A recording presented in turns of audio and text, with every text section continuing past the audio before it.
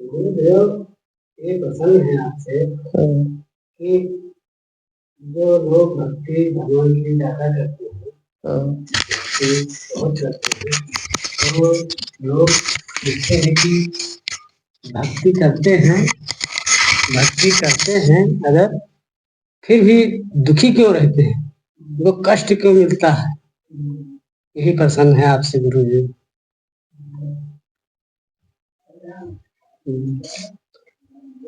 भक्ति जो है भगवान की दुख निवारण के लिए की जाती है ना। और इसीलिए लोग पूछते भी हैं कि अरे बड़े भक्त हैं, काहे दुखी हैं। तो भक्ति भगवान की माने परमात्मा में जो समर्पण है वही भक्ति है। तो जिसका समर्पण हो जाएगा उसके जीवन के दुख जरूर मिट जाएंगे, कोई दुख बच नहीं सकता, ये एकदम निश्चित है। हाँ, दुख कोई नहीं बच सकता। अब दुख दो प्रकार से मिटते हैं। एक है दुखों की आत्यांतिक निवृत्ति और एक है दुखों की तात्कालिक निवृत्ति। तो पूर्ण भक्त के दुखों की आत्यांतिक निवृत्ति हो जाती है। आत्यांतिक माने जो दुख का कारण था स्वप्न, अज्ञान, भ्रम, वही मिट गया। तो हमेशा के लिए सब दुख है खत्म। वो दुखी भी है, फिर भी दुनिया की नजर में दुखी है लेकिन सुखी है, ये कोई रहस्य भी नहीं जान सकता। दुनिया की दृष्टि में वो गरीब हो सकता है लेकिन उसको आत्म धन प्राप्त है। ऐसे बहुत संत हुए, देखने में बड़ा उनका जीवन दीनहीन गरीबी में था लेकिन वे अपने पूर्ण मस्ती में थे, पूर्ण परमानंद उन्हें प्राप्त। क्यों? क्योंकि उनकी आत्यांतिक निवृत्ति हो गई दुख की, अज्ञान मिट गया। वो जान गए ना हम शरीर हैं और ना हम संसार हैं, सब मिथ्या है, ये आज है कल नहीं रहेगा।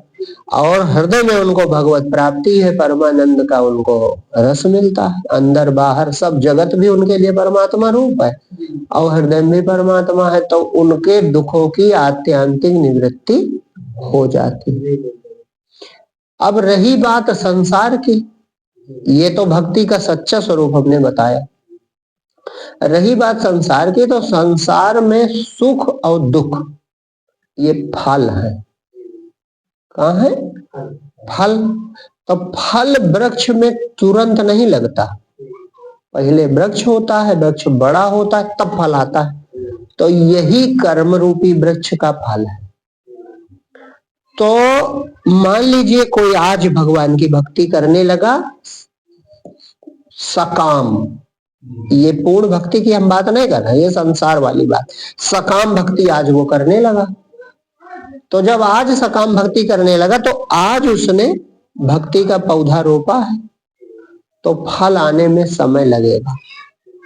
और हो सकता है पुराने पिछले जन्म का या पिछला कुछ हिसाब ऐसा हो कि वो उसके द्वारा कुछ गलत हुआ हो। क्यों? क्योंकि सुख और दुख दोनों हमारे ही कर्म का फल होते हैं। तो अगर किसी के जीवन में दुख दिखाई पड़ रहा है तो निश्चित है कि भगवान तो न्यायाधीश है, तो उसके कुछ पिछले कर्म का फल प्राप्त हो रहा है। और अभी आज जो वो कर रहा है, अभी उसने वृक्ष रोपा है, अब सिंचाई पताई होती रहेगी, माने भक्ति निरंतर चलती रहेगी, भगवत कृपा बनी रहेगी, तो आगे इसका भी परिणाम उसको मिलेगा। तब भौतिक सुख भी मिल जाएंगे, भौतिक रूप से सुखी हो जाएगा। और जो अभी इस समय कर तो भक्ति रहा है और जीवन में दुख या गरीबी दिख रही है, तो उसका कारण उसके ही पुराने कर्मों का फल है। वो जब चुक जाएगा और ये जो नई खेती है इसका फल आना शुरू होगा, तो जीवन भौतिक रूप से सुखमय हो जाएगा। ये है भौतिक उत्तर। लेकिन भक्ति का फल अच्छे भक्त ये मानते नहीं, वो इसकी चिंता फिक्र नहीं करते। भाई वो सीधे भगवान को समर्पित हो गए, अपनी इच्छाओं का त्याग कर दिया, निष्काम हो गए, कामना रहित हो गए और हृदय प्रभु को समर्पित कर दिया, तो हृदय में प्रभु का प्रकाश हो जाता है। अहंकार भाव उनका परिच्छिन्न वाला मैं मिट जाता है, तो शरीर और संसार सब परमात्मा हो जाता है। तो वो चिंता नहीं करते, अमीरी गरीबी ये दिखते नहीं, उनके आनंद की कोई सीमा नहीं होती। दुनिया नहीं जान पाएगी कि ये सुखी हैं कि दुखी हैं। जब बड़े बड़े सुखी उनके चरणों में जाते हैं तब पता चलता है इन्हें कौन सुख प्राप्त है। भाई संतों ने लिखा, 7 टूक कोपिन की साधु न माने संग, और राम अमल माता फिरे गिने इंद्र को रंग। इंद्र भी उनके चरणों में जाके बैठ के शांति पाता है। और दशा बाहर से कितनी है? 7 टूक कोपिन की, कोपिन माने लंगोटी होता है, तो लंगोटी में 7 गांठे हैं देखने में, लेकिन साधन माने संक, वो लज्जित नहीं होता, शंका नहीं करता कोई का कहेगा, कोई है नहीं तो कहेगा का, है कौन दूसरा हमारे अलावा जो कहेगा। और यही भाव कोई कह भी नहीं पाता उनको, सब उनकी पूजा आरती वंदना करते हैं। और राम अमल माता फिरे, कहीं नहीं, अरे मतान घूमत दुनिया के नशे में, तो भक्ति के नशे में, और ऐसा उसे परमानंद प्राप्त है कि उसमें वो मतवाला है, भगवान की भक्ति में, प्रेम में अद्भुत आनंद उसे मिल रहा है। राम अमल माता फिरे, हाँ वो भगवान की भक्ति अद्भुत परमानंद उसे प्राप्त है। कहते हैं कि जो ये मुक्ति का परमानंद हमें प्राप्त है गुरु कृपा से, इसका कोई और छोर नहीं, आनंद की कोई सीमा नहीं है, मेरी मृत्यु अब कभी होगी नहीं, ऐसा उनको अनुभव होता है। और अपने बढ़िया मगन है, तो कहते गिने इंद्र को रंक, वो इंद्र को भी दरिद्र देखता है कि बेचारा ये भी दरिद्र ही है, आत्म सुख से वंचित है। हाँ वो कहते हैं आत्म सुख से वंचित है। कल जिनकी आप बात कर रहे थे ईश्वर चंद्र विद्यासागर, हाँ वो एक बार कहते हैं कि रामकर्ण परमहंस से कहे कि अरे महाराज आप बड़े त्यागी महात्मा हो, तो उन्हीं से उन्होंने कहा कि नहीं भैया त्यागी हम नहीं है, तुम त्यागी हो। तो वो कहे अरे नहीं महाराज, वो सोचे व्यंग करते होंगे, तो उन्होंने कहा नहीं अरे महाराज आप त्यागी महात्मा हो, हम तो संसार में। तो कहा नहीं नहीं भैया बात मानो, हम झूठ नहीं बोल रहे, त्यागी हो तुम और हम हैं भोगी।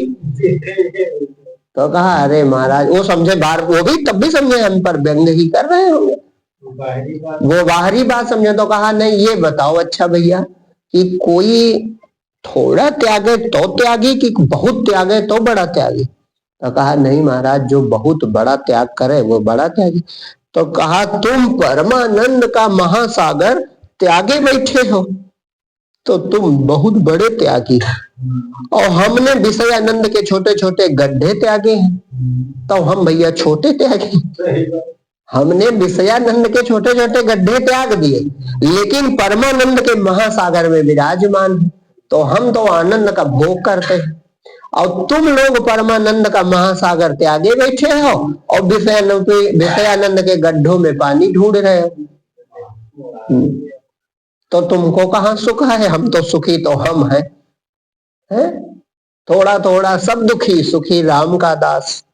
काहे? सुखी मीन जहां नीर अगाधा, जहां अगाध जल हो वहीं मछली सुखी हो सकती है। जिम हरि शरण नए कौ बाधा, जो कल बात आई थी, जिम माने उपमा दी जा रही इस बात की कि भगवान की शरण में कोई दुख क्यों? क्योंकि समुद्र में मछली को दुख हो सकता है, छोटी मछली बड़ी मछली खा जाती, बड़ी मछली को कहो घड़ियाल खा जाता हो, तो कहां सुखी हो सकती? केवल कह दिया गया। लेकिन भक्त जो प्रभु की शरण में हो गया, जिसने अपना तन मन जीवन सब प्रभु को अर्पित कर दिया, उसको कभी कोई दुख स्वप्न में भी नहीं होता। वो भौतिकता को सुख दुख मानते नहीं, उसके सब दुख तभी बीत गए जैसे प्रभु का दर्शन हुआ, मुलाकात हुए। वो अपना शरीर नहीं मानता है, वो केवल एक तत्व देखता है अपने को, निराकार चेतना जो पूरा ब्रह्मांड को व्याप्त करके स्थित है और इससे पृथक भी है। तो परमानंद में डूबा तो दुखी कहाँ। तो जो ये कहे उनसे कहो कि अगर तुम्हें बोध हो जाएगा, अभी नहीं कह पाओगे, बोध होगा तो कह सकते हो कि तुम हमें जान भी नहीं पाओगे हम सुखी हैं कि दुखी। ये बाहरी पैमाना से हम तौल में आने वाले नहीं है, ये बाहरी तराजू हमें नहीं तौल सकता। इसमें तुम वैभव देख के कहते हो सुख या दुख, तो क्या बड़े वैभव वाले सुखी हैं? वो तो और प्यासे हैं, उनको बहुत धन चाहिए। तो कैसे तुम हमें जान पाओगे कि हम सुखी हैं कि दुखी।